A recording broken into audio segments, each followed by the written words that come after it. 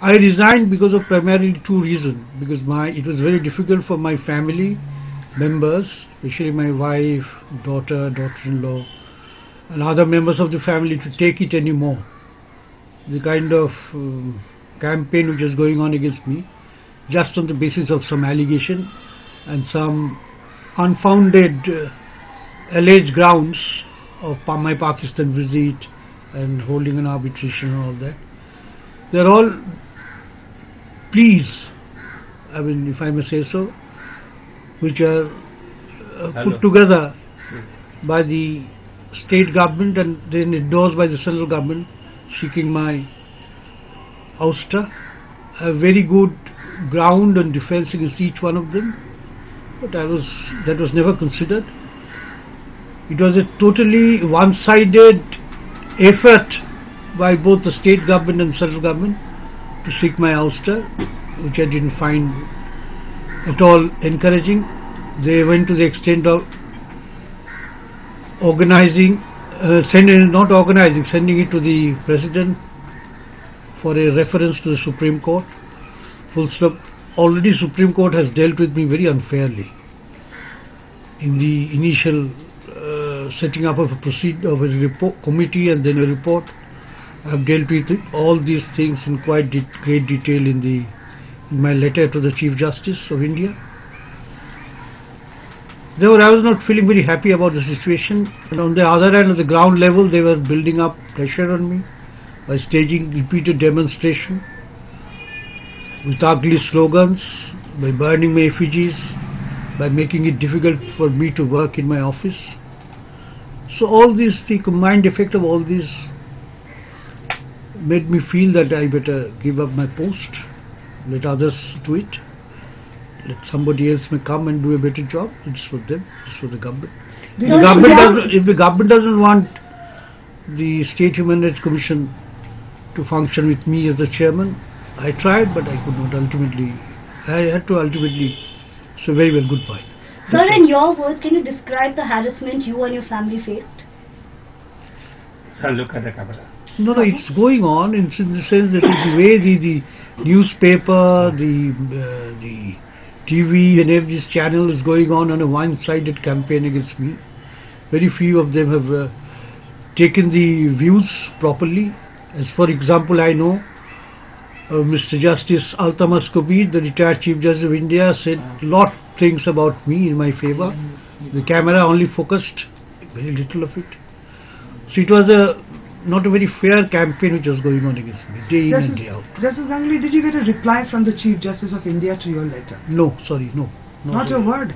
No, not as yet. Not as yet. So, sir, the main issue that remains, the whole charge brought by the law. You're against using the word charge. There is no charge at me against me as sir, you're right. It's allegation is the word that we should use. The allegation that the law intern has brought, you have consistently denied, and even in your letter to the Chief Justice, you have denied that they were absolutely false. Would you please elaborate on that? Sir, look at the camera. What do you mean by elaborate? Would you tell us what you feel about those allegations? Why? I feel very shattered by those allegations. I can never think of such allegation coming from an intern. I mean, I am feeling very unhappy of the allegations. What do you mean by elaboration? The allegations which are made are very, if I may say so, the allegations are very, very unreasonable. I am asking you, you are a woman. Suppose it is said by the Supreme Court committee that is unwelcome behavior. You have gone to a place. You find that the gentleman whom you have gone to meet is not behaving properly with you, and you have an option to leave. What would you do? Will you suffer the gentleman or will you leave? Leave, obviously. But she did not leave. She was unwelcome to whom? She stayed on till dinner. Why? And there is a good story of a wine. Can I force a glass of wine on you? Suppose if you say no, I will not take it. I cannot do it on my wife, whom I am living for the last 45 years. Can I force? Yes, several girls are here. So if you are unwilling to take something, why wine? Cup of tea, cup of coffee. If you are unwilling to take, can I force it on you? If I say, come on, have a glass of wine. You say, no, sir, I am not used to it, I don't like it. Will you take it unless you are willing to take it? You answer this. Please answer me. Where are you keeping my mom? Why sir, why haven't you filed a defamation case against the girl? I will never do it against the person who was my student. I will never do it. I'd rather go to jail.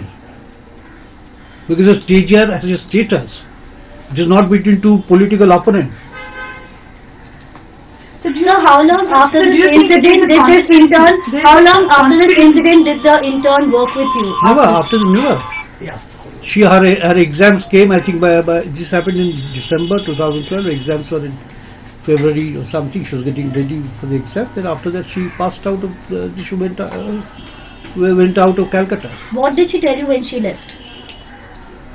She is the last. After I met her in that evening, I have not met her at all. Once I possibly saw her fleetingly in the NUJs. Thereafter I have not met her.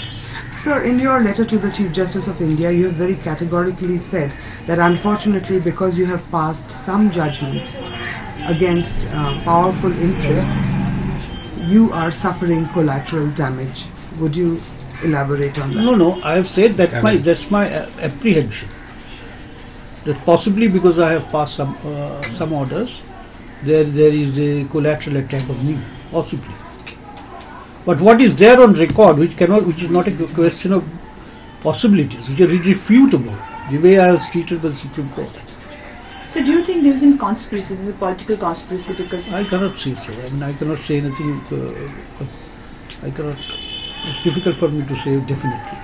As Mamata Banerjee has written the letter to the President, she took the initiative first.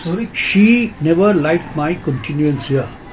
She made her displeasure very clearly when I gave the order on Umbikesh Mahapatra's case. The next day, she blasted out against me without naming me. This is all on record. So does it? But I didn't stop there. I subsequently also passed various orders in respect to Sheila Gupta's case, Presidential College case, Sudipta Gupta's case, Kamduni's case, so many matters.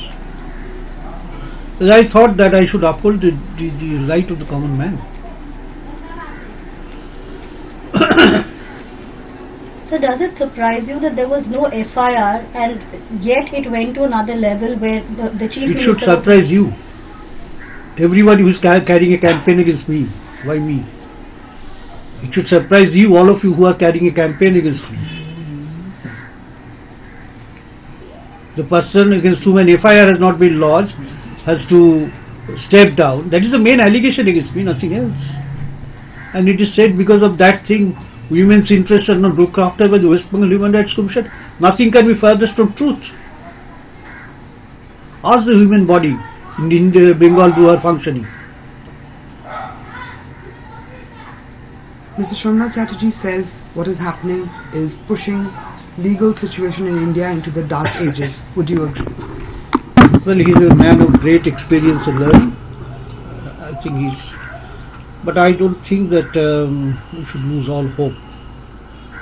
Let me accept that my case is a single case.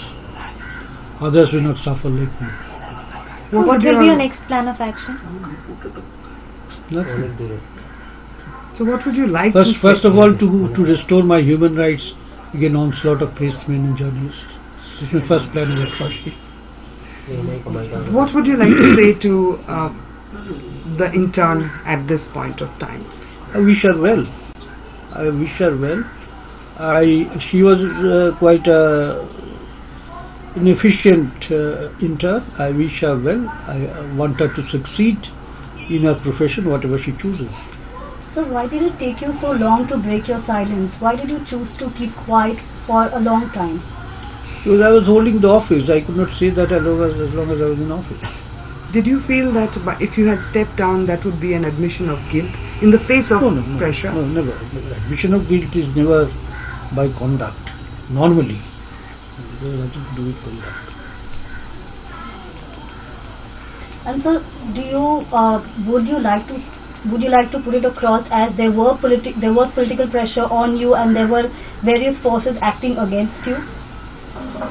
No, I am not saying political pressure, but one thing I am making it clear that the the government in West Bengal never liked my continuance as a human rights chairman, because what is going on in Bengal is virtually a totalitarian regime where no dissent is allowed. That should be known to all of you. That I am not liked, that my continuance here is not liked by the present government, should be known to you. You are asking questions. This is so well known that nobody has to. It is so well known. So how did you react when you saw the affidavit come out through the article written by Indira Jaisingh? Very surprising. The affidavit is dated 29th of November, and this committee gave its report on 27th of November. And Indira Jaisingh claimed that this was the affidavit filed before Supreme Court. I said, how is it? In my letter I have questioned this. But are you surprised that you got no reply from the Chief Justice? Isn't it a little surprising? Things have happened which are worse than my surprise.